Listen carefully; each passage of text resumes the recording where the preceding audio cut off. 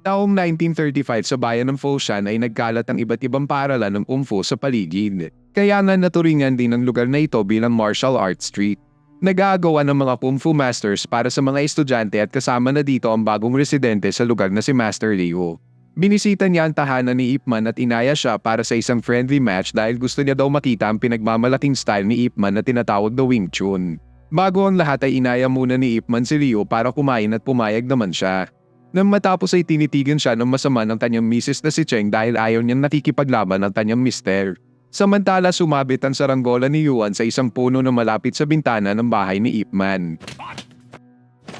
Kaya naman nasaksihan niya ang laban ng dalawang master.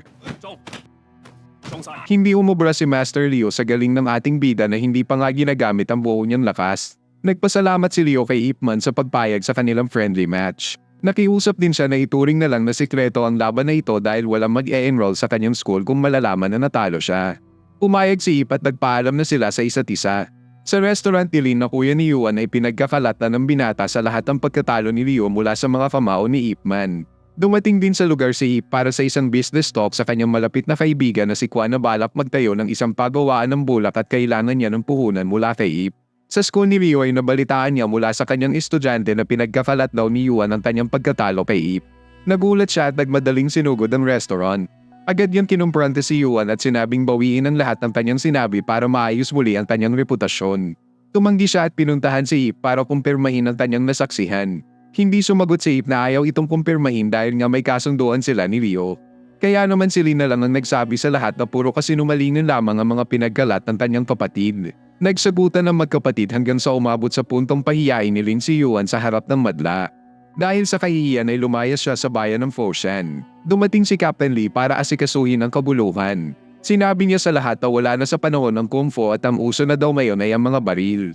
Tinutok niya ang baril kay Ip na agad namang nakalas ang baril gamit lang ng isang kamay. Sinabi niyang kahit wala na sa panahon ng Kung Fu ay sibilisado pa rin ang mga taong gumagamit nito. Pagtapos ay nilibre niya ng pagkain si Lee at nagpasalamat rin siya kay Liu para sa pag-unawa. Bumalik siya kay Quan at binigay na ang pera para gawin niyang puhunan. Sinabi niyang bayaran na lang siya kapag kumita na ang kanyang negosyo. Sa kanyang tirahan ay dumating si Lin sa lugar at humingi ng isang friendly match na agad naman niyang tinanggap. Habang naglalaban ng dalawa ay sumingit ang anak niyan si Chun para ipakita ang kanyang drawing ngunit walang oras si Ip para sa kanya. Dahil dito ay pinagalitan silang lahat ni Cheng at pinaalis na sa kanilang tirahan. Umalis ang lahat at ang mapag-isa na si Ip ay tsaka niya lang na-appreciate ang gawa ng kanyang anak. Kinabukasan ay dumayo sa Foshan ang grupo ng mga probinsyano na gangster na pinamumunuan ni Jin. Balak niyang magtayo rin ng paaralan sa lugar at para gawin yon ay gusto muna ni Jin matalo ang lahat ng master sa lugar para makuha niya ang lahat ng estudyante sa Foshan. Agad niyang hinamon ang unang master na kanilang nadaanan at tinanggap naman nito ang kanyang hamon. Sa laban ay walang palagang master laban kay Jin. Hindi siya nag-aksaya ng oras at agad nilabanan ang sumunod na master. Sa laban ng mga sandata ay muling nanalo si Jin. Sinabi naman ng mga estudyante ni Master Liu na pumunta siya sa Pure Gold kaya naman ay pinagpabukas na lang nila Jin ang kanilang misyon. Kinahapunan ay tinampang makipagbati ni Ip sa kanyang pamilya. Biglang pumunta sa kanilang lugar si Lin at binalita sa kanya ang patungkol kay Jin na niyuyurakan daw ang reputasyon ng kanilang bayan. Kahit nakatingkati siyang puntahan at labanan si Jin ay mas nanaig pa rin ang respeto niya sa kagustuhan ng kanyang misis. Kinabukasan ay pinalagan na ni Master Liu si Jin. Siya na lang ang inaasahan ng mga master sa lugar para isalba ang kanilang reputasyon ngunit bandang huli ay nagkulang rin ang itlog niya sa lakas ni Jin. Sa isang tainan ay patuloy na nagyayabang ang mga probinsyano dahil nga madali lang nilang nagapi ang mga master ng Foshan. Nag-init ang itlog ng tindero dahil sa kanilang yabang at sinabing wala silang karapatang tumahol hanggat hindi niya pa natatalo si Ip Man. Nawala ng gana si Jin kaya naman ay agad nilang pinuntahan ang tirahan ni Ip. Tinanggihan siya ni Ip dahil sa kanyang misis ngunit nang insultuhin sila ni Jin ay ang kanyang misis na mismo ang nag-joke sa kanyang mister na turuan ng leksyon ang mayabang na probinsyano. Dumating si Lee sa lugar para kontrolin ang kabuluhan pero pinagbigyan rin niya ang gwelo ng dalawa para maibalik ang reputasyon ng kanilang bayan. Na-excite lalo si Jin dahil masasaksihan na rin niya ang Wing Chun ni Ip Man na ayon sa kanya ay pambabaing estilo. Naglaban ng dalawa at puro depensa lang ang ginawa ni Ip kaya nasira ang ilang kagamitan sa kanilang sala. Nahinto ang kanilang laban sa pagbike ni Chun at nakuha pa ng insultuhin ni Jin ang bata. Dahil dito ay nirolyo ni Ip ang kanyang mga manggas at muling nilabanan si Jin hanggang sa mawalan siya ng malay.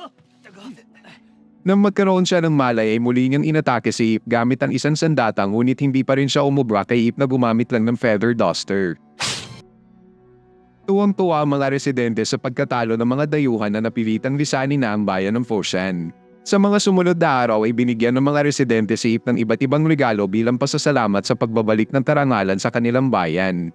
Marami rin sa kanila ang gustong magpaturo ng kung fu kay Ip pero gaya ng dati ay hindi talaga siya tumatanggap ng mga estudyante. Lumipas ang 2 taon ay nangyari na ang Marco Polo incident kung saan sinakop ng Japan ang bansang China. Naghihirap ang mga Chinese at maraming namatay mula sa gutom at pagmamalupit ng mga Japanese. Ang Foshan ay pinamumunuan na rin ng mga Japanese at maging ng tirahan nila ay kinuha nila.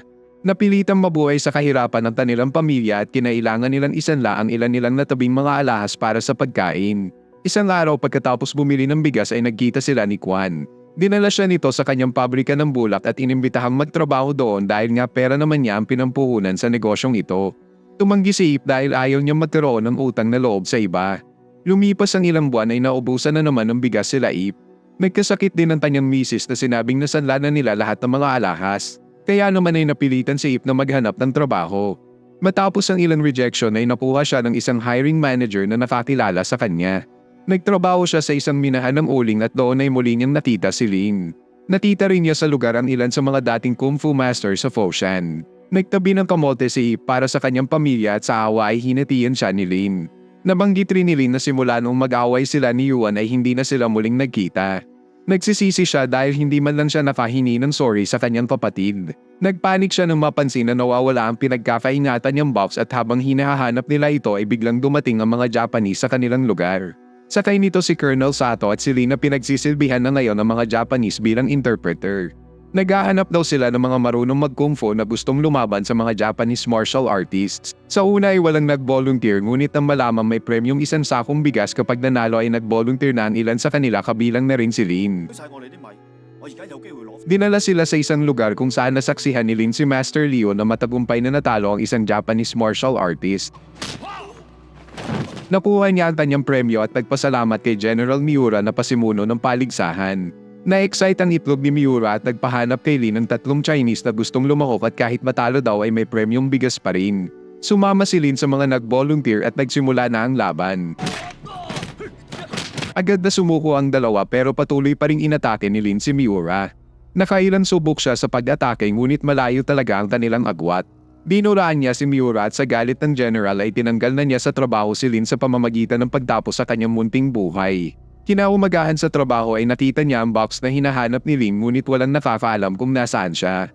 Muling dumating sila Lee para maghanap ng mga volunteers. Tinanong niya si Lee pero ayaw sumagot ng kumag kaya naman ay nag-volunteer na si Ip na lumahok sa paligsahan. Nasaksihan niya doon na nanalo ulit si Leo sa paligsahan. Nag-request siya kay Miura na gusto niyang lumaban sa 3 at pinagbigyan naman siya sa kanyang hiling. Nilabanan niya ang 3 ngunit nagkulang ang kanyang itlog laban sa kanila. Sumuko siya at tampunin niya na panalunan niyang bigas ay bigla siyang pinaputukan ni Sato. Nanginig ang itlog ni Ip sa kanyang nakita. Pinagalitan naman ni Miura si Sato dahil sa kanyang ginawa at binalaan na huwag na itong ulitin. Pinagpatuloy nila ang paligsahan at galit na galit namang nag-volunteer si Ip. Nang malaman niyang pinaslang din ng mga Japanese si Lin ay mas lalong umigting ang kanyang galit. Nag-request siya na gusto niyang lumaban sa 10. Hindi makapaniwala si Miura sa kanyang narinig pero pinagbigyan pa rin niya ang wish ni Ip. Nilabanan ni Ip ang 10 na isa-isa naman niyang pinuruhan. Bilang fan ng martial arts ay namangha ang itlog ni Miura sa kanyang nasaksihan. Bumaba siya at personal na binigay kay Ip Man ng isang sakong bigas. Tinanong niya ang pangalan ni Ip at sinabihang lumaw ulit sa susunod. Sa kanyang pag-alis ay kinuha niya ang napanalo ng bigas ni Leo at binigay ito sa naiwan niyang pamilya. Sa labas ay sinampal at pinagalitan niya si Lee dahil sa kanyang pagtraidor sa mga kapwa niyang Chinese. Sumbat naman niya ay kailangan lang niyang kumayod para mabuhay. Gabi na nang makauwi siya sa kanyang pamilya. Ginamot ni Cheng ng kanyang mga gasgas sa kamao habang iniiyak niya na sana daw ay mas marami pang maging gamit ang kanyang talaman sa kung fu. Pagtapos ay nagano sila. Kinaumagahan ay inambush ng grupo nila Jin na tinabibilangan na rin ni Yuan ng isang sasakyan na pagmamay-ari ng kumpanya ni Kwan. Pinuntaan nila ang pabrika at nang hingi ng pera kay Kwan kapalit ng sasakyan at mga produkto sa loob nito. Binugbog ni Jin si Kwan nang sabihin niyang wala pa silang kita at maging ang anak ni Kwan na si Yao ay hindi nakaligtas sa kamao niya. Nagmadaling pinuntahan ni Yao si Ip para hingin ng kanyang tulong ngunit hindi na nila naabutan ang mga barumbado na pinagbigyan pala sila Kwan ng ilang araw para makaipon ng pambayad. Nakiusap si Kwan sa kanya na turuan silang lahat ng kung fu para man lang maipagtanggol ang kanilang mga sarili kapag bumalik na sila Jin. Na-realize ni Ip na may silbi pala ang kaalaman niya sa kung fu kaya naman ay pumayag na siya sa kanilang hiling. Sa sumunod na mga araw ay tinuruan niya ang mga trabahador at si Yao ng Wing Chun. Tinanong naman ni Miura si Lee kung bakit hindi pa bumabalik si Ip para lumako. Sinabi niyang hindi niya alam kaya naman ay ginulpi siya ni Sato hanggang sa pumayag siyang hanapin ang kinaroroonan ni Ip. Natunto niya si Ip at sinabing gusto siyang makita ni Miura. Nakita rin niyang pabirong tinututukan ng baril ni Sato ang kanyang anak. Nang makita ni Sato ang kagandahan ng misis ni Ip ay binalak niyang maararo ang binibini ngunit pinigilan siya ni Ip na mabilis pinatumba ang 3 kumag. Nag-offer si Lee na dalhin sila sa mas ligtas na lugar at bago sila umalis ay gumanti muna siya kay Sato.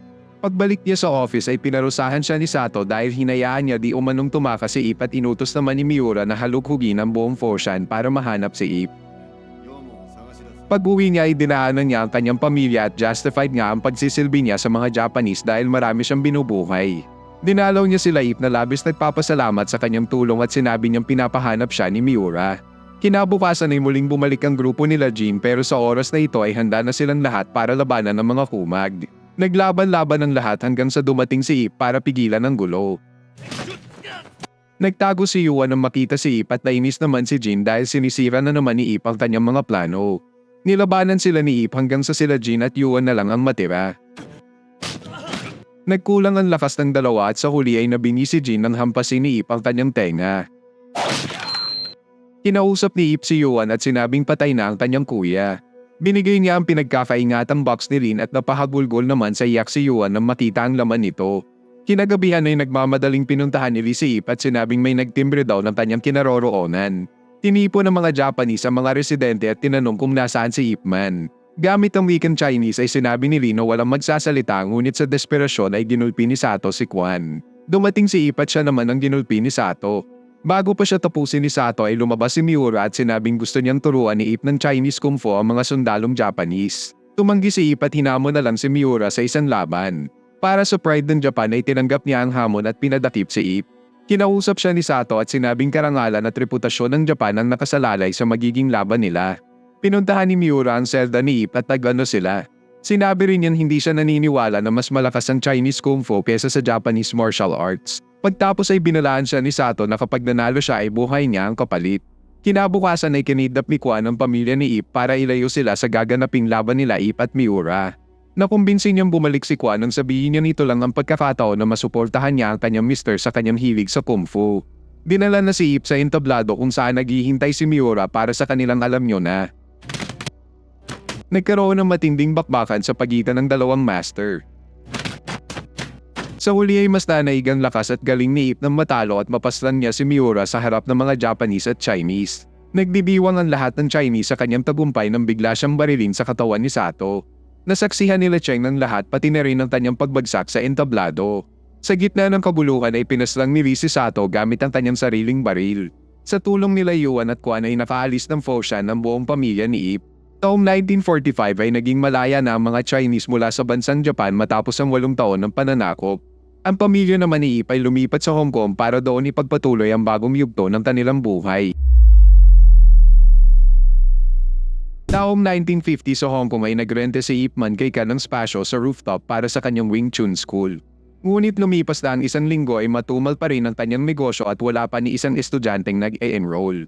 Kaya naman ay hirap pa rin ang kanyang pamilya at gipit rin sa pera para sa tuition ni Chun at renta sa kanilang tinitirhan. Dahil tambay lang si Ip ay pinapagamit na lang niya sa kanyang kapitbahay ang rooftop para doon magsampay. Sa pansyam na araw ay pumunta si Ryom sa kanyang lugar. Inakala ni Ip na mag-e-enroll siya ngunit hinamon lang siya ng mayabang na binata at sinabi pang magbabayad siya ng tuition kapag nanalo si Ip Man sa kanya. Naglaban ang dalawa at pinaglaruan lang ni Ip ang kumag. Sa huli ay napawalkout si Ryom nang hindi pa tumutupad sa kanyang pangako na magbabayad pag natalo. Kinahapunan ay bumalik siya kasama ang kanyang mga barkada na minaliit din si Ip Man. Hindi nag-aksaya ng oras si Ip at nilabanan ng 3 ng sabay-sabay. Hindi umubra ang 6 nilang itlog sa galing ng ating bida. Nang papaalis na si Ip ay nagmakaawa silang lahat para mag-enroll. Kinilig ang itlog ni Ipman dahil nagkaroon siya agad ng 4 na estudyante matapos ang 9 na araw na walang kita. Sa sumunod na mga araw ay nagsimula na ang kanyang klase at lumipas pa ang ilang mga araw ay dumami ng dumami ang kanyang mga estudyante. Tinanong siya ni Ryong kung totoo nga ang kwento na tumalo siya ng 10 kalaban ng sabay-sabay. Pagtapos ng klase ay naningil na siya ng tuition fee at pinagbigyan niya ang ilan sa kanila na hindi muna magbayad dahil sa problemang pinansyal. Kaya naman ay medyo na-disappoint si Cheng sa kanyang kinita dahil kulang pa itong pambayad sa kanilang mga utang. Kinagabihan habang bumibili siya ng tinapay ay nanginig ang kanyang itlog nang makita ang kaibigan niyang si Kwan na 5 taon na niyang hindi nakikita. Kinukuyog siya ng 2 kalalakihan dahil nagnakaw siya ng lechon manok sa Senior Pedro. Kaya naman ay namagitan agad si Ip at binayaran na lang ang kanyang ninakaw. Sa tulong ng anak ni Kwan na si Yao ay natunto nila ang kanyang kinaroroonan. Nilapitan ni Ip si Kwan ngunit inatake lang siya nito. Sinabi ni Yao na nagka-brain damage ang kanyang ama matapos siyang barilin sa ulo ng mga Japanese. Naiiyak si Ip na sinisisi ang kanyang sarili dahil kaya lang naman tinugis ng mga Japanese si Kwan ay dahil tinulungan sila nitong makatakas mula sa mga Japanese. Kinaumagahan ay nireto ni Ip si Yao kay Kan para magtrabaho bilang writer sa kanyang newspaper company. Samantala habang nagkakabit ng advertisement si Ryong ay pinigilan at pinagbawalan siya ni Kay. Nagkainitan ng dalawa at nagkahamunan ng laban sa pagitan ng Wing Chun at Hong Kuen. Sa huli ay nanaig ang Wing Chun ni Ryong at natalo si Kay pero bigla naman siyang pinagtulungan ng buong barkada. Binalita kay Ip ang buong nangyari at sinabihan siyang kailangan niyang magbayad ng pera sa palaisdaan para matubos si Ryong mula sa kanila. Agad niyang pinuntahan ang lugar at doon ay tumanggi siyang magbayad ng ransom kaya naman ay inatake siya ng buong gang. Nagkaroon ng matinding bakbakan ngunit hindi umubra at dami ng kalaban sa lupit ni Ipman. Napilitan ng mga kumag na gumamit ng sandata pero wala pa rin itong nagawa laban kay Ip. Dumating ang marami pang backup pero nang makita ni Jin si Ip ay tumigil sila sa pag-backup sa mga kalaban. Pinayagan ni Jin na umalis ang dalawa ngunit dumating naman ang leader ng lahat ng gang na ito na si Master Hom. Pinaliwanag ni Ip ang buong pangyayari at nang mabanggit niya na natalo ng Wing Chun ng Hong Kuen ay nagalit ang baboy. Sinabi niya na sa lugar nila ay kailangan palang sumali muna siya sa isang paligsahan bago magtayo ng paaralan ng Kung Fu. Lumala ang paninginig ng itlog ni Ip nang dumating pa si Fatso na isang police officer. Hinuli at pinapulong niya sila Ip kasama na rin si Jin para sa kanilang ginawang kabuluhan. Pagtapos ay pinuntahan ng 2 baboy ang chief ng Hong Kong Police na si Wallace. Nagbayad sila ng tax sa kumag. Nanghingi ng pera si Hong kay Wallace bilang kabayaran sa kanilang serbisyo sa pag-aayos ng lugar kung saan gaganapin ang isang western boxing event. Imbis na maging patas ay tumanggi siyang magbigay ng parte kay Hom. Sinabi naman ni Jin na nagbagong buhay siya matapos siyang mabingi sa kanang tenga mula sa atake ni Ip noon. Sinabihan si Cheng na nakulong ang kanyang mister at dahil kapos sa pera pang piyansa ay napilitan siyang lumapit kay Kan. Agad nilang pinyansahan si Ip at dumating rin ang misis ni Jin para piyansahan siya. Nakiusap si Ip kay Kan na piyansahan rin si Ryong pero kapos na siya sa pera. Buti na lang ay kinulit ni Jin ang kanyang misis na pumayag rin naman pautanin si Ip para makalaya na si Ryong. Kinabukasan sa gaganaping paligsahan ay excited na sila Master Lo at Master Cheng na makita ang galing ni Ip Man. Nang dumating si Ip ay pinakilala siya ni Master Hom sa lahat. Pinaliwanag rin niya na kapag nalaglag siya sa lamesa ay talo na siya. Kapag magawa naman niyang manatili dito hanggang sa maubos ang insenso ay papayagan na siyang magturo ng Kung Fu. Agad na nag-volunteer si Lo at nagsimula na ang laban ng dalawa. Sa huli ay hindi siya umubra kay Ip. Medyo nabakla si Master Cheng na lumaban pero nang pilitin siya ng mga kapwa niya Master ay nilabanan na niya si Ip. Sa huli ay sumuko din siya. Nabahagang mga buntot sa harap ng iba pang Master kaya naman ay si Master Hom na ang sumubok kay Ip. Nagkaroon ng matinding laban sa pagitan ng 2 Master na tila ba magkasing galing at lakas lang. Sa huli ay nasira ang lamesa at naging tabla ang laban. Gayunpaman ay pinayagan pa rin ni Master Hom na magturo si Ip. Kaso lang ay kailangan pa rin daw niyang magbayad ng 5,000 kada buwan bilang insurance. Nakita ni Ip na maging ng ibang Master ay sumusunod sa patakaran nito ngunit tumanggi pa rin siya na magbayad kay Hom at umalis na sa lugar. Nang makaalis siya ay hiningal si Master Hom at pinakuha ang kanyang medisina. Lingid sa kanilang kaalaman ay nandoon rin pala si Yao sa lugar na palihim na kumuha ng litrato sa naging paligsahan. Dahil sa scoop na ito ay natuwa sa kanya si Kan. Isang araw ay pumunta ang mga estudyante ni Hom sa lugar nila Ip at doon ay pinigilan nila ang iba pang kalalakihan na mag-enroll sa school ni Ip. Kaya naman ay nagkaroon ng matinding bakbakan sa pagitan ng mga estudyante ni Ip at Hong. Dahil sa perwisyong natamo ng mga residente sa lugar ay napilitan si Kan na i-cancela ang renta ni Ip sa lugar. Humingi ng tawad ang kanyang mga estudyante pero huli na ang lahat. Pinuntahan ni Ip si Hong at doon ay natuklasan niya na kaya pala sila ginulo ay dahil ayaw magbayad ng monthly fee ni Ip. Sinabi ni Hong na bayad din pala ito sa mga dayuhan sa lugar para hayaan silang magpatuloy sa kanilang pagtuturo ng kung fu. Nagkainitan ng dalawa at naglaban hanggang sa iligtas ni Ip ang anak ni Hong mula sa kanyang sipa. Dumating rin sa lugar ang misis ni Hong at iba pa niyang mga bihi. Dahil sa kabutihang ginawa ni Ip ay medyo lumambot ang puso ng baboy para sa kanya. Kinagabihan ay dinala ng kanyang mga estudyante sa kanyang bahay ang kanilang kagamitan sa kung fu. Naiiwan si Ryong at muling humingi ng tawad. Taimtim na nag-usap ang dalawa patungkol sa maling paggamit ni Ryong sa kung fu. Nagtawanan naman sila ng ikwento ni Ip ang pagkatalo ni Jin sa kanya noon. Kinabukasan ay sa playground na ginanap ang klase ni Ip. Binisita siya ni Hong at bilang pasasalamat ay binigyan niya ng ticket si Ip para sa gaganaping Western boxing event. Pagtapos ay pinuntahan niya ang lugar kung saan gaganapin ang event. Dumating sa lugar si Wallace kasama si Mr. Miller o Twister na agad naman tinesting ang ring. Muling hiningi ni Hong kay Wallace ang bayad para sa kanilang serbisyo pero tumanggi pa ring magbayad ang pumag na dayuhan. Nagsagutan ng dalawa hanggang sa magalit si Twister at sigawan si Hong dahil naiistorbo siya sa kanyang practice. Napilitan ng dalawa na umalis sa lugar at ang masakit pa ay hinayaan niya ang kanyang mga estudyante na manatili doon para tapusin ang pag-aayos sa lugar ng libre.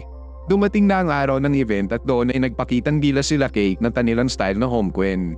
Inimbitahan naman ni Hong si Ip na bigyan mo ng pagkakataon ang kanyang mga estudyante na i-showcase ang kanilang Wing Chun. Pinagtawanan at minaliit naman ni Twister ang ginagawang kung fu performance nila Cake at naisipang pumunta sa ring. Inojoke niya si Kay na suntokin siya at ang gawin naman niya ito ay tila ba hindi niya naramdaman ang suntok ni Kay. Sa sumunod na suntok ay dumipensa na siya at mabilisan inubos ang mga estudyante ni Hong. Nilait niya ang kung fu at sinabing mas magandang sumayaw na lang sila. Napahiya ang mga Chinese sa harap ng mga dayuhan na pinagtatawanan pa ang buong pangyayari. Binalaan ni Wallace si Hong na huwag subukan ng lakas ni Twister. Nagkaroon ng kabuluhan at dahan-dahan namang nilapitan ni Vyom si Twister. Nagkaroon ng saglit ng laban kung saan nakatulog ng mahimbing si Vyom. Dahil dito ay sumugod na sila Ip at Hong sa ring para pigilan ang buong kabuluhan. Sa isang punto ay pinagtulungan nila si Twister hanggang sa mawala na ang tensyon sa ring. Nakiusap si Hong kay Twister na humingi ng tawad sa kanyang ginawa. Tumanggi siya at sinabing hindi niya kailangan mag-sorry sa mga talunan. Pero mag-so-sorry daw siya kapag natalo siya ni Hong sa isang laban. Nagalit ang iba pang master sa kanyang hamon pero sa huli ay tinanggap pa rin ni Hong ang laban. Sa unang round ay naging pantay ang laban ng dalawa. Binigyan ng payo ni Ip si Hong at sinabing subukang atakihin ang tadyang ni Twister. Sa sumunod na round ay na-counter ni Twister ang kanyang atake at napatumba siya. Nakabawi rin siya kalaunan at napabagsak si Twister. Napansin ni Ip na hinihingal na si Master Hong kaya naman ay napuruhan din siya ni Twister sa round 2. Inojoke siya ni Ip na sumuko pero hindi talaga matanggap ni Hong ang pang-iinsulto ni Twister sa mga Chinese. Patuloy siyang hiningal sa round 3 kung saan madali siyang bumagsak sa kamao ni Twister. Pinigilan rin niya si Ip na ibato ang towel. Nagpatuloy ang laban kung saan tuluyan ang ginawang punching bag ang baboy. Sa huli ay namatay siya matapos mabusog sa mga suntok ni Twister. Nagyabang pa ang kumag na dayuhan na proud pa sa kanyang nagawa. Nagdusa ang lahat sa pagkamatay ni Master Hong. Mabilis na kumalat sa mga dyaryo ang ginawang pang-aapi nila Twister sa mga Chinese. Dahil dito ay pinagalitan si Wallace ng kanyang boss na hindi sang-ayon sa kanilang ginawa. Pinahuli ni Wallace kay Fatso ang editor-in-chief ng dyaryo na si Kan. Sa kulungan ay walang awang pinarusahan ni Wallace si Kan hanggang sa pigilan siya ni Fatso. Nagbigay ng statement si Wallace sa media at sinisisi pa nga nila si Hong na sa sobrang lampa daw ay hindi kinaya ang ilang mga suntok ni Twister. Bilang paghingi daw ng tawad ay mag-o-organize silang muli ng isang paligsahan kung saan makikipaglaban si Twister sa kahit sinong Chinese na papalag. Muling minaliit ni Twister ang mga Chinese at sinabing wala namang papalag sa takot na mamatay sa kanyang mga kamao. Dumating si Ip sa lugar at opisyal na hinamon si Twister sa isang laban. Bilang paghahanda ay nakitira muna ang pamilya ni Ip sa kanilang kamag-anak para hindi makaistorbo sa kanyang pag-e-ensayo. Pinuntahan din ni Fatso si Kan at binigyan sila ng mga impormasyon na mag-e-expose sa mga kasamaan ni Wallace. Kinagabihan ay nagpakain si Ip ng aso at nang mag-umaga ay sinimulan na niya ang kanyang training. Dumating na ang araw ng paligsahan kung saan maraming dayuhan at Chinese ang nakaantabay. Pinagtawanan ng mga dayuhan si Ip dahil sa una ay nalilito pa siya sa rules ng boxing. Pinaliwanag sa dalawa ang patakaran at nakuha pang ang maliitin ni Twister si Ip. Sa round 1 ay ginawa ni Ip ang lahat pero na-knockout pa rin siya ni Twister. Sa kanyang pagbangon ay nakita niyang minamaliit siya ng mga dayuhan. Natuloy ang laban at nagawa niyang ma-knockout ng saglit si Twister. Bago matapos ang round 1 ay bumagsak ulit si Ip. Sa round 2 ay mas nanibabaw si Ip na nagawang paulanan ng mabibilis na suntok si Twister. Sa frustration ay nag-chip shot si Twister pagtapos tumunog ang bell. Bago magsimula ang round 3 ay pinagbawalan na si Ip na gumamit ng mga sipa. Pumayag siya sa bagong patakaran na ito at nagsimula na ang round 3 kung saan muntikan na siyang ma-disqualify matapos gumamit ng sipa. Sa round 3 ay muli rin siyang na-knockout ni Twister. Sa kanyang pagdilat ay naalala niya ang binigay niyang payo kay Master Home. Nagpatuloy ang round kung saan pinurukan niya ang mga braso ni Twister. Sa huli ay pinakain niya ng mga suntok si Twister kagaya ng ginawa nito kay Master Home. Hindi na nakabangon si Twister mula dito at tinanghal na si Ip bilang winner ng laban. Nagdiwang ang lahat ng Chinese sa iba't ibang sulok ng mundo. Hinuli at kinulong naman ng mga kapulisan si Wallace na na-expose na ang mga masasamang pinaggagawa. Si Twister naman ay hindi makapaniwala sa kanyang pagkatalo. Nagbigay ng speech si Ip na sana daw ay simula na yon ay matuto na ang lahat na magbigay ng respeto sa isa't isa, anuman ang kanyang lahi. Bumalik si Ip sa kanyang pamilya at nasurpresa siya na naipanganak na pala ni Cheng ang bago nilang anak. Sa huling eksena ay pinakilala niya kay Ip ang astig na bata na nagngangalang Bruce Lee. Gusto niyang mag-aral ng Wing Chun ngunit tinandihan siya ni Ip at sinabing bumalik na lang pag lumaki na siya. Year 1959 ay nakatira pa rin sila Ip Man sa Hong Kong kung saan siya na ang pinakasikat na Kung Fu master at teacher. Ang kanyang panganay na anak naman na si Chun ay nag-aaral sa Foshan. Isang araw ay pumunta si Bruce Lee sa kanyang school at nag-apply bilang estudyante ni Ip. Sinabi pa niyan siya ang magiging pinakadakilang estudyante ni Ip dahil sa kanyang liksi at bilis. Pinakita niya ang bilis niya pero tila ba mas mabilis pa rin si Ip kesa sa kanya. Sa huli ay hindi siya tinanggap ni Ip. Samantala sa isang paaralan ay nakipag-away ang bunsong anak ni Ip na si Chin laban sa transfer student na si Fom. Dumating at pinigilan sila ng kanilang teacher na si Miss Wong. Sa faculty ay nalaman nila Ip na gabi pa masusundo si Fom ng kanyang ama dahil sa trabaho. Dahil gutom na si Fom ay pinasabi na lang nila kay Miss Wong na dadalhin muna nila ang bata sa kanilang bahay para doon maghapunan. Pagtapos kumain ay nakita ni Ip na marunong mag-Wing Chun si Fom na sinabing natutunan niya yon mula sa kanyang tatay. Hindi nagtagal ay dumating na ang kanyang tatay na si Chong Tin-chi na isa ring Wing Chun master. Nagkabati ang dalawang bata at nagpasalamat naman si Tin-chi kay Ip. Sa labas ay nabanggit ni Tin-chi kay Fong ang kanyang ambisyon na kunin mula kay Ip Man ang titulong Wing Chun Grandmaster. Pagtapos may hatid pa uwi ang kanyang anak ay pumunta na si Tin-chi sa kanyang sideline sa isang underground fight club. Pinapatakbo ito ni Sang na naglilingkod sa kanyang boss na si Frank, isang corrupt na real estate developer. Kinausap siya ni Frank na natuwa mula sa kanyang nalikom na pera mula sa kanilang mga negosyo. Gayunpaman pina-follow up niya kay Sang ang pag-acquire ng lupain na tinatatayuan ng paaralan. Samantala nilibot naman ng Kung Fu master na si Tin ng isang reporter na nagngangalang Lee sa lugar kung saan madalas nakatambay ang mga Kung Fu master. Sa lugar na ito ay si Ip Man ang pinakasikat at respetado. Nang kukuhanan na sila ni Lee ng litrato ay biglang tumawag sa telepono ang kanyang misis na si Cheng. Nakalimutan pala ng kumag na si Ip na meron siyang date sa kanyang misis. Humingi siya ng tawad at natuloy na ang picture taking. Sa paaralan habang hinihintay ni Ip ang pagtapos ng klase ni Ching ay dumating din si Tin-chi sa lugar at binigyan siya ng medisina para sa mga pasa ng kanyang anak. Nag-uusap ang dalawa at napag-alaman nila na sa parehong paaralan sa Foshan pala sila natuto ng Wing Chun pero magkaiba sila ng teacher. Pag may oras daw si Ip ay gusto niyang humingi ng isang friendly match. Sounds good. Nang pauwi na sila Ip ay nakasense siya ng panganib nang makasalubong niya si San kasama ang ilang kalalakihan. Sa loob ng faculty ay pinwersa nila ang principal na ibenta na ang paaralan dahil gagawin daw itong commercial building ni Frank. Tumanggi ang principal kaya naman ay sinaktan siya ni Sang ng paulit-ulit hanggang sa dumating si Ip at pinigilan ng mga kumag. Pinigilan niyang makatakas si Sang habang kinakausap niya ang mga pulis. Ngunit napilitan siyang pakawalan ng kumag ng bantaan ng mga kasamahan ni Sang ang buhay ni Miss Wong. Kaya naman ay wala nang naabutan ng mga pulis sa lugar. Sa labas ay nag-usap sila Ip at Fatso patungkol sa patuloy na pagtaas ng crime rate sa Hong Kong. Gayunpaman ay maaasahan pa rin naman daw ang kapulisan pagdating sa mga kabuluhan. Inutos naman ni San sa kanyang mga bata na ikadena ang paaralan habang gabi pa. Dahil dito ay hindi nakapasok ang mga estudyante kinabukasan. Buti na lang ay pinatanggal ni Ip sa kanyang mga estudyante ang mga kadena. Nakita ng estudyante ni Ip na silik ang mga kumag na dismayado sa pagkatanggal ng kadena sa paaralan. Sa takot na baka bumalik ang mga kumag ay napagpasyahan ni Ip na bantayan daw nila hanggang gabi ang paaralan. Dumating na ang gabi at pinauwi na sila ng principal. Pero biglang dumating ng sandamakmak na tauhan ni Sang at nilusob ang paaralan. Dinepensahan nila Ip ang paaralan laban sa mga kumag na ito. Sa sobrang dami nila ay nagawa nilang mapasok at sunugin ang loob ng paaralan. Maging ang principal ay nakidnap nila. Buti na lang ay nadaanan ni Tinchi ang panginidnap habang siya ay nagtatrabaho. Niligtas niya ang principal gamit ang kanyang agresibong style ng Wing Chun.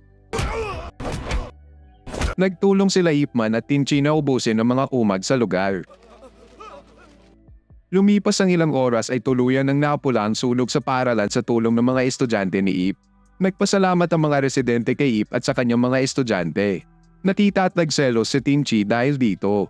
Sinabi ni Ip sa kanyang misis na dahil kulang sa manpower ang kapulisan ay kailangan nilang bantayan gabi-gabi ang paaralan mula sa mga kumag. Dahil dito ay nagselos at nagtampo si Cheng sa kanya kaya naman ay hindi siya nakascore sa gabing ito.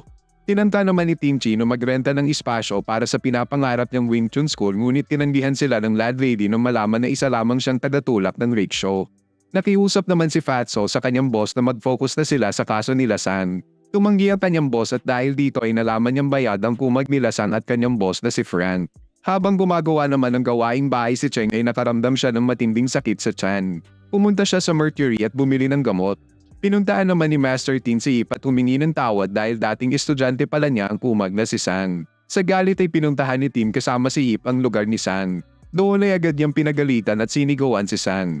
Nagsagutan ng dalawa na umabot sa pagsampal ni Tim kay Sang. Dahil dito ay tinangka siyang saksakin ni Sam pero buti na lang ay mabilis siyang sinagip ni Ip. Nagpatawag ng backup si Sam pero bago pa man matuloy ang gulo ay dumating si Fatso sa lugar at pinigilan ang buong pangyayari. Sa tirahan ni Ip ay sinabi ni Fatso na malabo nang umusad ang kaso laban kina Sant dahil bayad nila ang kanyang boss. Dahil dito ay na-frustrate si Ip sa kanya.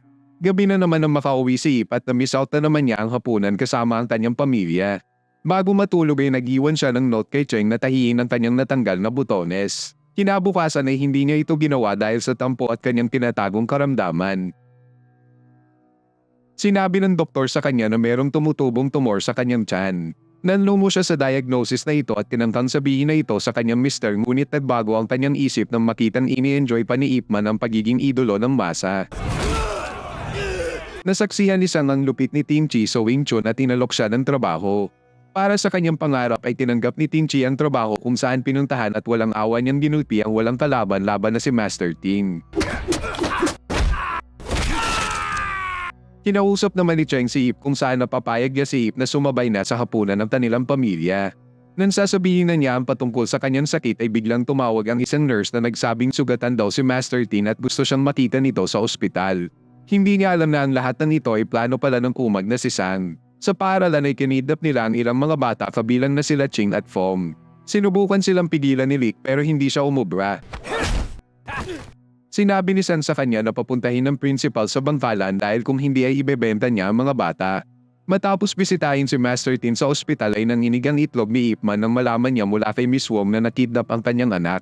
Sinugod ni Ip ang lugar kung saan inaasahan niya ang isang matinding bakbafan. Sa halip ay pinapuhan ni San si Ching mula sa kulungan at binantaan ang buhay nito. Dahil dito ay sumunod si Ip sa kanyang utos na bitawan ng yantok at lumuhod. Dumating si Tinchi sa lugar at sinabing nadamay ang kanyang anak. Pinalaya nila si Fong at umalis na ang mag-ama sa lugar. Sa daan ay nakaramdam ng konsensya si Tinchi. Pinatawag din San ang kanyang mga na-recruit na Kung Fu fighters at pinalaban kay Ip Man. Nagkaroon ng matinding bakbakan sa buong lugar. Samantala bumalik si Tinchi sa lugar para sagipin ang mga bata. Habang nakikipaglaban ay sinundan ni Ip Man si Sang na patuloy pa rin sa pagkidnap kay Ching. Sa huli ay nagawa niyang maligtas ang kanyang anak. Nadepensahan naman ni Ting Chi ang mga bata hanggang sa dumating ang mga pulis para hulihin ang mga kriminal. Sa kasamaang palad ay maging si Ting Chi ay hinuli. Kinuha na naman ang litrato ni VC Ip kasama si Ching. Mangniyak-niyak si Cheng nang makita muli ang kanyang anak. Sinampan niya si Ip na nangakong hindi na ito mauulit pa. Pagtapos ay nagawa ng sabihin ni Cheng sa kanya na meron siyang cancer. Humingi sila ng second opinion kung saan sinabi ng doktor na meron nga siyang late-stage cancer na imposible nang magamot dahil ito ay kumalat na sa kanyang katawan. Estimate ng doktor ay meron na lamang 6 na buwan si Cheng para mabuhay. Tinupad ni Ip ang kanyang pangako at sumabay na sa hapunan ng kanilang pamilya. Na-frustrate naman si Frank nang mabasa sa dyaryo na si Ip Man ang dahilan kung bakit hindi niya makuha-kuha ang inaasam niyang lupain. Sa galit ay nagpakawala siya ng mga suntok kay Sang na tila ba siya si Mike Tyson. Pagtapos ay sinibat niya sa trabaho si Sang at inutusan naman niya ang Muay Thai warrior na si Cho para galpihin si Ip. Habang nasa loob ng elevator si Ip at Cheng ay biglang pumasok ang kumag at biglang umatake. Nagkaroon ng matinding laban sa loob ng elevator kung saan nagawang protektahan ni Ip ang kanyang misis. Nagpatuloy ang laban sa labas nito. Sa bawat palapag ay hindi makabawi si Cho sa ibang level na Ip Man na nakatapat niya. Patuloy siyang nalaglag hanggang sa first floor kasama ng nanininig niyang mga itlog. Sa huli ay napilitan siyang umalis at bumalik ng Thailand. Pagtapos ay tumuloy na ang dalawa sa kanilang date. Sinabi ni Fatso sa kanya ang patungkol kay Frank na kakuntsaba ng kanyang boss at pasimuno ng lahat ng kabuluhan sa paaralan. Agad niyang pinuntahan ang lugar ni Frank na nagbigay sa kanya ng offer na kapag tumagal siya sa kanilang laban sa loob ng 3 minuto ay titigilan na niya ang panggugulo sa paaralan. Nagsimula na ang laban at agad nang ninig ang mga itlog ni Ip Man sa lakas ng mga suntok ni Frank na para bang sinapian siya ni Mike Tyson.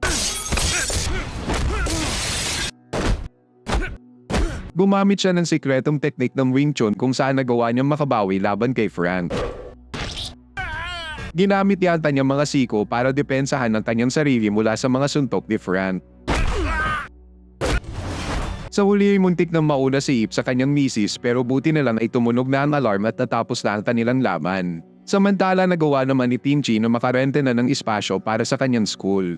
Nabasa niya sa dyaryo ang isang article patungkol sa kabayanihan ni Ip Man kung saan hindi siya nasama. Tinuntun niya si Lee na nagsulat at kumuha ng litrato sa dyaryo. Nag-request siya na sulatan rin siya ng article para ma-promote ang kanyang school. Tumanggi si Lee dahil wala pa siyang napapatunayan kaya naman ay nilapitan niya ang isang master sa lugar at kinalaban ito. Gamit ang kanyang agresibong Wing Chun ay hindi umubra ang master sa kanya. Kinuhanan siya ni Lee ng litrato at lumipas ang maraming linggo ay kinalaban at tinalo niya ang mga Kung Fu Master sa Hong Kong. Maging si Master Lo ay walang nagawa laban sa kanya. Mabilis siyang sumikat sa Hong Kong dahil sa kanyang paglaban sa mga master. Nagkaroon siya ng sponsor at nagawang magpatayo ng sarili niyang lugar para sa kanyang school.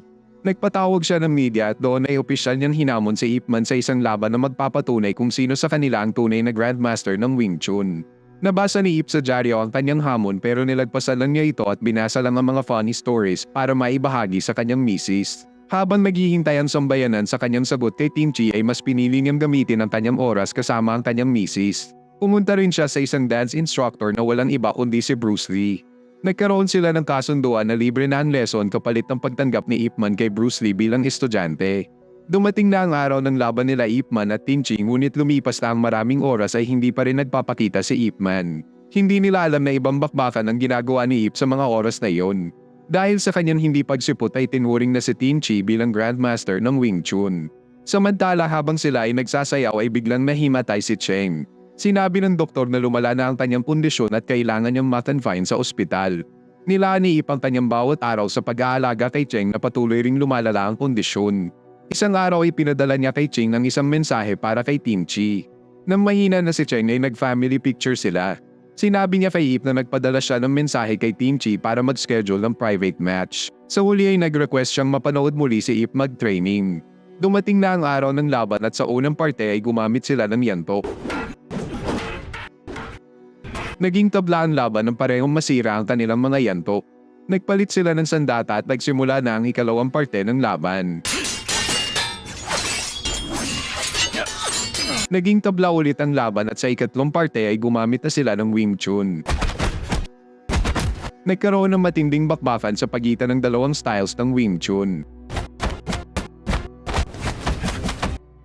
Tinamaan ni Tinchi ang mata ni Ip Man na dahilan para gamitin na lang niya ang kanyang pandinig para ilagan ang mga atake ng kalaban. Nagkaroon siya ng opening at nagpatama ng malakas na liver shot kay Tinchi na naging dahilan para siya ay tumumba at sumuko sa laban. Winasak niya ang kanyang titulo at inamin na si Ip Man talaga ang tunay na Grandmaster. Taong 1960 ay namayapan na si Cheng pero patuloy pa rin siyang nabubuhay sa alaala ni Ip Man na ipinagpatuloy rin ang kanyang legacy sa Hong Kong. 1964 sa Hong Kong ay na-diagnose si Ip Man na merong throat cancer dahil sa madalas niyang paninigarilyo. Nag-suggest ang doktor ng chemotherapy pero tila ba gusto na ring sumunod ni Ip sa yumaon niyang asawa na si Cheng. Pumunta ang Amerikanong si Bibi sa paaralan ni Ip Man at doon ay tinanong niya kung nasaan si Ip. Dahil hindi siya maintindihan ng mga Chinese ay nagkaroon ng saglit na pagkakainitan at laban. Dumating si Ip at niligtas ang kanyang estudyante. Na-excite si Billy nang makita siya at sinabing isa siya sa mga estudyante ni Bruce Lee. Pinabibigay daw ni Bruce ang bagong published niyang libro at isang plane ticket bilang imbitasyon sa kanya sa paparating na karate tournament sa Amerika. Nagpasalamat at tumanggi si Ip dahil wala siyang oras para dito. Sa isang school ay napaaway ang bunsong anak ni Ip na si Ching. Dahil ilang beses na siyang laman ng kabuluhan ay in-expel na siya ng principal at wala nang nagawa ang pakiusap ni Ip. Nag-suggest ang principal na ipadala si Ching sa abroad para doon mag-aral. Sa kanilang tirahan ay makikitang hindi sila magkasundo ng kanyang anak sa kadahilan ng ayaw niyang mag-aral at pinipilit lang siya ni Ip. Dumating si Fatso na pinakiusapan ni Ip na alagaan ang kanyang anak habang siya ay nasa San Francisco para maghanap ng school para kay Ching. Nang marinig ito ay nagalit si Ching at pasigaw na sinabi kay Ip na ayaw nga niyang mag-aral at ang pangarap daw niya ay magturo rin ng kung fu kagaya ng kanyang ama. Sinampal siya ni Ip at agad namang namagitan si Fatso para pigilan sila. Pagtapos ay pumunta na si Ip sa kanyang flight at kinabukasan ay narating na niya ang San Francisco.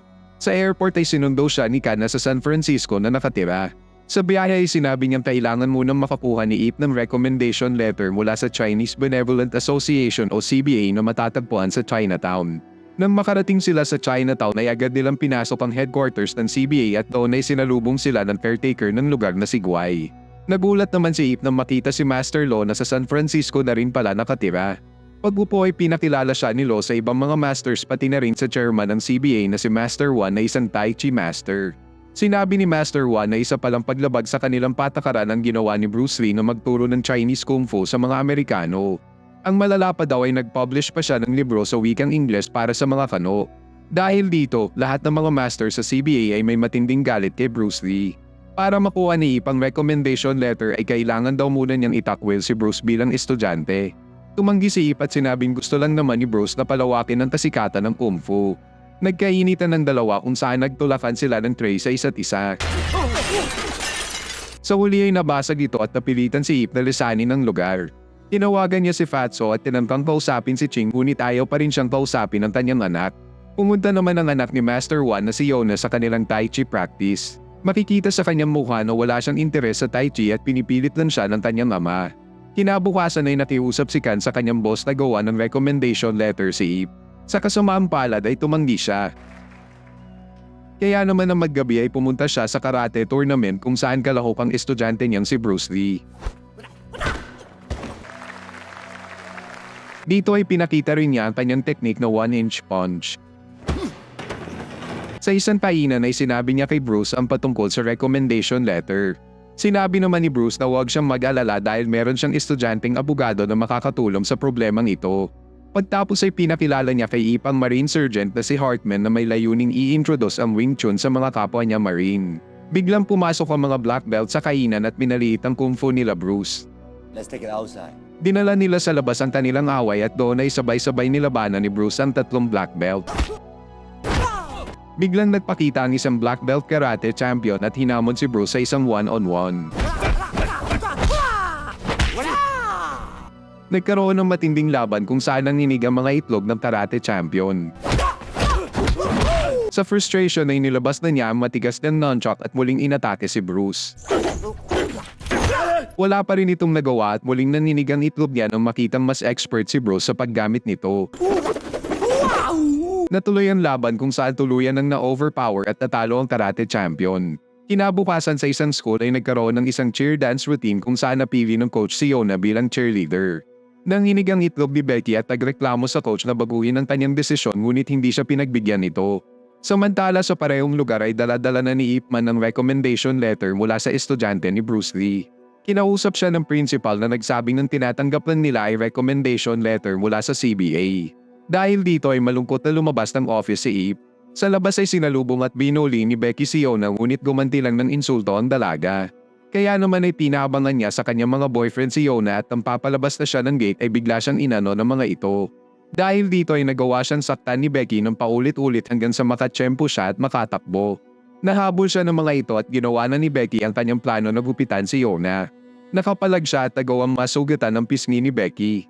Nang papaalis na siya ay muntikan ng maipit ng gate ang kanyang braso pero buti na lang ay dumating si Ip Man at sinalo ang impact nito. Nagkaroon ng saglit na laban kung saan nagawa niyang mapatakbo ang mga kumag. Sa bus ay nakita niya ang sinapit ng braso ni Ip at inimbitahan siyang gamutin nito sa kanilang bahay. Napag-alaman din ni Ip Man na si Yona ay anak pala ni Master Wan na tumangging magbigay sa kanya ng recommendation letter. Pagdating doon ay sinampal at pinagalitan si Yona ni Wan.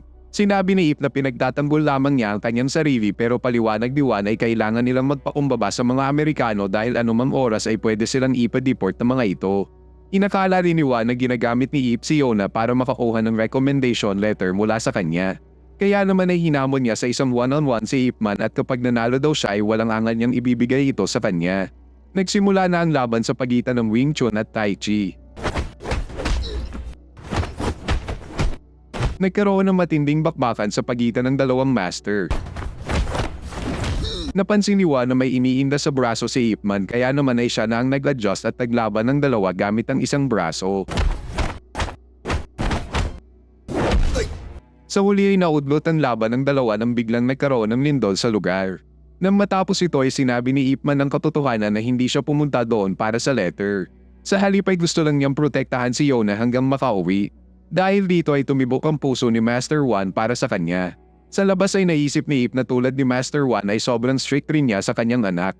Nagsumbong naman si Becky sa kanyang nanay at sinisi pa nga si Yona. Dahil dito ay tinawagan niya ang kanyang asawa na si Walter na isang immigration officer. Kinagabihan ay lumabas si Ching para kumain ng Paris overload kaya naman ay hindi siya nakausap ni Ip sa telepono. Kinabukasan ay dinala ni Hartman ang isang Wing Chun dummy sa base ng mga Marine para i-introduce ang Wing Chun sa kanila. Nakita siya ng Marine Sergeant na si Barton at pinagbawalan na gawin ito. Gayunpaman ay hinamon siya ni Barton na kung matatalo niya ang karate instructor ng mga Marine na si Colin ay papayagan na siyang i-incorporate ang Wing Chun sa training ng mga Marine.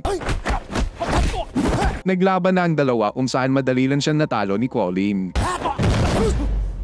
Dahil dito ay muling minaliit ni Barton ang Kung Fu at sinabing karate talaga ang pinakamalakas sa lahat. Pinuntahan naman ni Yona si Ip at binigay ang recommendation letter. Napansin ni Ip na pineke lang niya ang pirma nito kaya naman ay agad niya itong pinunit. Nag-uusap ang dalawa kung saan nalaman niya na cheerleading ng passion ni Yona kaso lang ay pinipilit siya ng kanyang tatay na matuto ng Tai Chi. Dahil dito ay naisip niya na ganoon rin siya kay Ching na pinipilit niyang pag-aralin kahit alam niyang Kung Fu ang passion nito. Sa huli ay inimbitahan siya ni Yona sa paparating na Mid-Autumn Festival sa Chinatown. Nakauwi naman mula sa kanyang biyahe si Walter at nakita ang sinapit ng kanyang anak. Dahil dito ay nakaisip siya ng madilim na plano laban sa pamilya ni Yona. Pinakita naman ni Hartman sa kanilang Master Sergeant ang Chinese Kung Fu. Bumilib siya at pinayagan si Hartman na mag-record ng footage mula sa gaganaping festival sa Chinatown. Nalaman ni Barton ang lahat ng ito at sa takot na mahaluan ng Kung Fu ang kanilang karate training ay inutusan niya si Colin na pumunta sa festival at gumawa ng alam niyo na. Kinagabihan ay naganap na ang piyesta na dinaluhan naman ni Ip Man. Nakita at binati siya nila Hartman at Yona na tuwang-tuwa nang makita ang idol niya. Samantala pinasok naman nila Walter at ilang immigration officers ang CBA at dinakip si Master Wan. Agad nalaman ni Guy sa kanilang kapitbahay ang patungkol sa pagdakip kay Master Wan. Inistorbo naman ni Colin ang piyesta at pinakita sa lahat ang lakas ng kanyang karate. Nanginig ang mga itlog ng mga Chinese sa paligid. Pagtapos ay minaliit at hinamon niya ang mga master sa isang laban at agad namang nag-volunteer si Master Lo dito. Tinapos ni Colin ang laban sa pamamagitan lang ng dalawang atake. Sunod na nag-volunteer naman si Master Chu. Sa huli ay hindi rin siya umubra. Sunod na sumubok si Master Chang at nagsimula na ang laban. Nagawa niyang patamaan ng ilang atake si Colin pero sa huli ay hindi rin siya umubra. Nang tatapusin na siya ni Colin ay biglang sumugod si Ip Man at sinagip siya. Nanginig ang itlog ni Colin sa galing ni Ip Man. Nagpatuloy ang kanilang laban na nauwi sa pagkatalo ni Colin. Agad siyang dinala ng kanyang mga estudyante sa ospital habang nag-cheer ang mga Chinese. Dumating si Guy at sinabi kay Yona na dinakip ng immigration officers ang kanyang tatay. Kaya naman ay nagmadali silang puntahan ito. Nagalit si Barton nang makita ang sinapit ni Colin. Kaya naman ay naisip niyang maghiganti sa mga master ng CBA. Inamin naman ni Walter na set up lang ang pagdakip sa kanya at inutusan daw niya ang mga immigration officers na i-raid ang CBA at dakipin ang mga miyembro nito. Nang makarating sila Ip sa immigration office ay bigo silang makita si Master Wan doon pero buti na lang ay binigyan sila ng tip ni Billy na magkakaroon ng raid sa CBA sa gabing ito. Nauna nang makapunta sa CBA si Barton at doon ay walang awa niyang inatake ang mga Kung Fu master sa lugar. Napilitan rin ng isang master na ibunyag ang tinaroroonan ni Master Wan. Pagpunta naman nila Ip sa CBA ay naabutan na lang nila ang kaawa-awang sinapit ng mga master. Gayunpaman ay nagawa pa rin nilang iligtas sa mga ito sa raid ng immigration officers na wala nang naabutan sa lugar.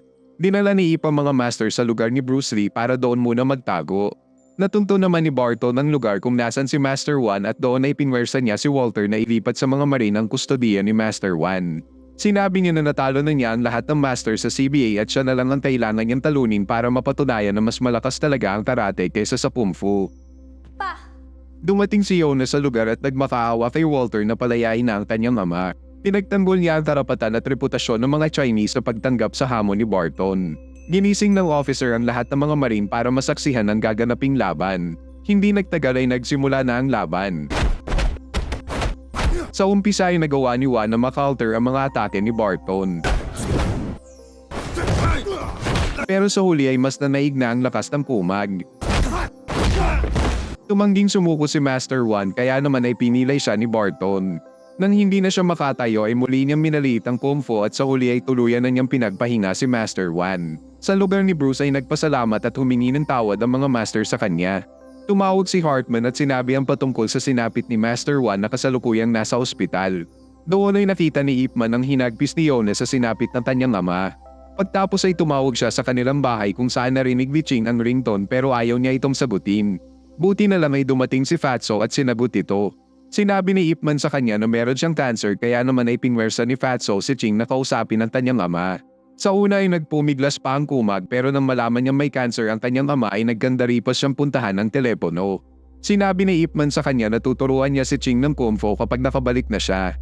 Kinabukasan ay dinala siya ni Hartman sa base ng mga marine at doon ay sinabi niya kay Barton na si Ip Man ang tumalo kay Colin at hinahamon siya nito sa isang laban. Tinanggap niya ang hamon at nagsimula na ang laban. Nagkaroon ng matinding laban ng dalawa kung saan nagpalitan sila ng mga atake. Nagawang ma-overpower ni Barton si Ip Man at mapabagsak. Minaliit at tinrush talk niya si Ip Man habang siya ay nakatumba. Bumawon siya at natuloy na ang laban. Muli silang nagpalitan ng malalakas na atake.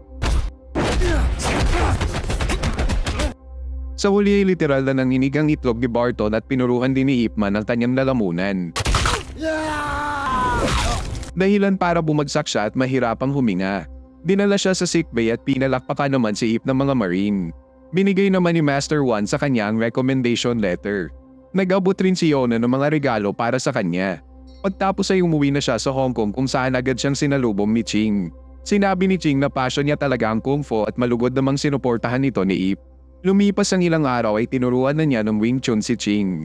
Pinavlog rin niya sa kanyang anak ang lahat ng ito. Taong 1972 ay pinuntahan ni Bruce Lee ang lamay ni Ip Man na namatay na dahil sa throat cancer. Gayunpaman kahanga-hanga talaga ang legacy na iniwan ni Ip Man sa mundo ng Kung Fu.